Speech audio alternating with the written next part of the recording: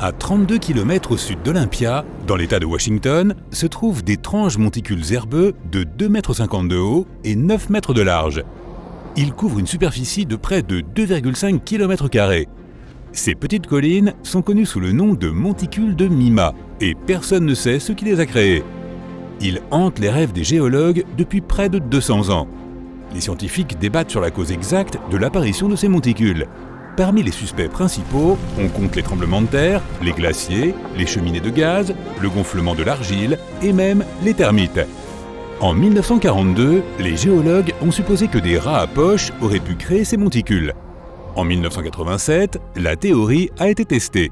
De petits morceaux de métal ont été poussés dans les monticules et surveillés à l'aide de détecteurs de métaux. Lorsque les rongeurs ont creusé leur terrier, les morceaux de métal ont été poussés vers le haut. Un programme informatique a analysé ces résultats et il s'est avéré que de nombreuses générations de rats auraient effectivement pu former les monticules.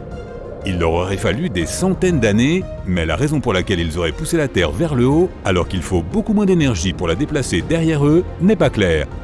Jusqu'à présent, l'implication des rongeurs n'est encore qu'une théorie. Les scientifiques avaient l'habitude de considérer la forêt amazonienne comme un grand écosystème rempli d'arbres depuis des millions d'années. Pourtant, lorsque les anneaux de l'Amazonie de 5 mètres de large ont été découverts, cela a bouleversé toutes les théories. Ces anneaux ont prouvé que la région était très différente avant que les forêts ne commencent à y pousser. Elle ressemblait à une savane moderne. Les scientifiques ont prélevé des échantillons de sol près des lacs, et les résultats ont montré que ce sol ne provenait pas d'une forêt tropicale, mais de terres arides. Cela pourrait signifier que les personnes qui vivaient ici avaient, selon toute vraisemblance, un environnement complètement différent de ce que les scientifiques pensaient encore. Les géologues étudient toujours les anneaux et essaient de comprendre à quoi ils ont servi. Connue sous le nom d'œil du Sahara, la structure de Risha est un objet en forme d'anneau de 48 km de large situé au milieu du désert. On a d'abord pensé que Risha était un site d'impact de météorites, mais désormais, les scientifiques pensent qu'il a été créé par l'érosion d'une colline ou d'une montagne. Elle s'est érodée avec le temps, mais a laissé derrière elle des couches d'anneaux rocheux qui étaient autrefois une montagne. L'œil est si proéminent que les astronautes peuvent le voir depuis la Station spatiale internationale. L'Antarctique est l'endroit le plus froid, le plus sec et le plus venteux de la Terre. Mais la chose la plus étrange à son sujet pourrait se trouver profondément enfouie sous la glace. Jusqu'à il y a environ 60 ans, l'Antarctique était considérée comme une terre plate.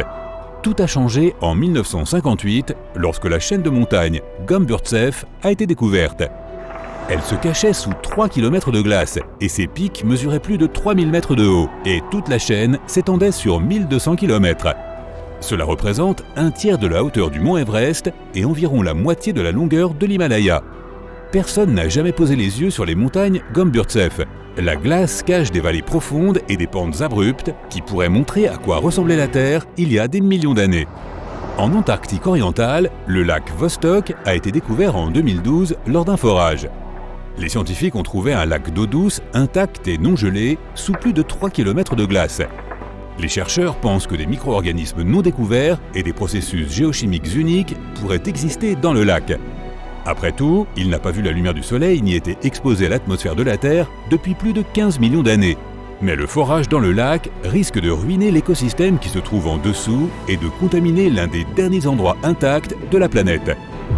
Il y a une anomalie de 106 mètres dans l'océan Indien, connue sous le nom de dépression géoïde de l'océan Indien, IOGL en anglais. Elle produit la plus grande force gravitationnelle naturelle déformante au monde. Les dépôts de minéraux lourds, les nombreuses failles en eau profonde et les réservoirs de magma perturbent le champ magnétique dans cette zone. La gravité de la Terre change dans différents endroits de la planète. Cela permet aux chercheurs de chercher des modèles et de comprendre ce qui se passe sous la surface. Des champs de gravité plus élevés signifient généralement des matériaux plus denses en dessous et vice-versa. Certains scientifiques pensent que l'anomalie pourrait être une bosse dans le manteau de la planète qui remonte jusqu'à sa croûte. La grotte des cristaux se trouve dans l'état mexicain de Chihuahua. Ces cavernes sont remplies d'étonnants cristaux de gypse qui sillonnent toute la zone souterraine. Les grottes ont été découvertes en 2000 lorsque des ouvriers drainaient l'eau d'une mine de zinc. C'est alors qu'ils sont tombés sur ces structures étincelantes. Les cristaux étaient si purs et si grands, environ 10 mètres de long, et avaient des bords si tranchants que les géologues ne pouvaient pas les dater en utilisant les méthodes conventionnelles. Heureusement, les chercheurs ont découvert des échantillons de bactéries vieilles de 50 000 ans dans l'une de ces structures complexes. Il était extrêmement difficile de travailler dans les grottes, les températures y atteignaient 58 degrés Celsius et l'humidité était extrêmement élevée. Les scientifiques avaient besoin d'un équipement de refroidissement spécial pour descendre dans la grotte, même s'ils ne faisaient que de courts voyages. Malheureusement, l'entreprise propriétaire de la mine a choisi d'inonder à nouveau le réseau de grottes, empêchant toute étude supplémentaire. À environ 720 km de Bangkok, dans le nord-est de la Thaïlande, se trouve une formation rocheuse vieille de 75 millions d'années. Ces rochers ressemblent à 3 baleines qui nagent ensemble. Ce magnifique motif créé par la nature a été baptisé « Rocher des 3 baleines ». Il y a des millions d'années, cette région n'était qu'un désert, mais la Terre a changé. Petit à petit, le grès a été écarté par les mouvements des plaques tectoniques et l'érosion. C'est ainsi que ces formations spectaculaires ont été créées. Si tu décides d'explorer le système de sentiers autour du rocher des 3 baleines, tu y trouveras des chutes d'eau et une faune et une flore abondantes. Les locaux surnomment le cratère de Patomsky, situé en Sibérie, le nid de l'aigle de feu. C'est un gigantesque monticule calcaire de 150 mètres de large et 40 mètres de haut. Rien ne pousse à proximité ou sur son sommet, et les animaux font de leur mieux pour éviter cet endroit. Découvert pour la première fois par des géologues en 1949, on pense que le cratère a environ 500 ans. La théorie la plus probable de son origine est une explosion de vapeur. Elle aurait pu se produire pendant une période d'expansion rapide du gaz dans la région. Les scientifiques pensent que le nid de l'aigle de feu pourrait être un volcan à gaz très rare. De gigantesques stocks de gaz pourraient avoir été piégés dans les profondeurs de la Terre. Cela aurait pu se produire à cause du calcaire qui se forme autour de ces stockages et qui crée une immense pression. Une libération soudaine du gaz stocké aurait pu former ce trou gargantuesque dans la forêt environnante. Le lac Illier en Australie occidentale ne mesure que 610 mètres de long, mais sa couleur déconcerte les géologues depuis longtemps. Contrairement à la plupart des lacs roses du monde, le lac Illier a cette teinte rose toute l'année et elle n'est pas affectée par la lumière du soleil ou par la température. Si tu le regardes depuis le ciel, la couleur vive du lac contraste fortement avec le bleu environnant de la Grande Baie australienne. La véritable raison derrière la couleur unique du lac Illier n'est pas encore totalement comprise. Beaucoup supposent que cela a quelque chose à voir avec les microalgues présentes dans le lac. Ou bien il pourrait s'agir d'une réaction entre le sel et le bicarbonate de sodium présent dans l'eau. Les Chocolate Hills de la province de Bohol, aux Philippines, sont recouvertes d'une végétation verte et luxuriante pendant la majeure partie de l'année. Mais ces plus de 1200 monticules prennent une couleur brun chocolat pendant la saison sèche.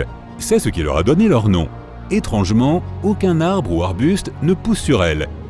Un autre mystère est de savoir comment les monticules ont réussi à se développer de façon si symétrique. Il existe des mythes qui impliquent des géants jetant des rochers les uns sur les autres pendant des jours et des jours lors d'un combat. Les scientifiques pensent que les monticules de 45 mètres de haut ont été créés par l'érosion du calcaire empilé sur de l'argile. Mais à ce jour, le mystère de leur formation n'est toujours pas résolu. La Grande Discordance présente environ 1 milliard d'années de couches rocheuses manquantes. Elle apparaît dans toutes sortes de formations rocheuses dans le monde entier. Les scientifiques ont essayé de trouver les réponses à la question de savoir comment et quand cette énorme quantité de matériaux a pu disparaître. L'une des théories les plus plausibles implique les glaciers. Cela aurait pu se produire pendant la période connue sous le nom de Terre boule de neige. C'est à cette époque que la planète était entièrement recouverte de glace. Puis les glaciers ont arraché des centaines de milliers de tonnes de roches et de terre. Cela a laissé un gigantesque espace pouvant atteindre 1 km d'épaisseur entre les couches rocheuses voisines. Certains géologues pensent que la couche a disparu lorsque le supercontinent Rodinia s'est formé puis brisé.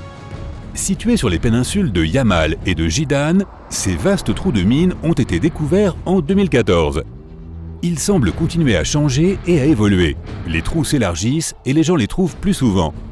Bien sûr, les théories sur la façon dont ils sont apparus ne manquent pas.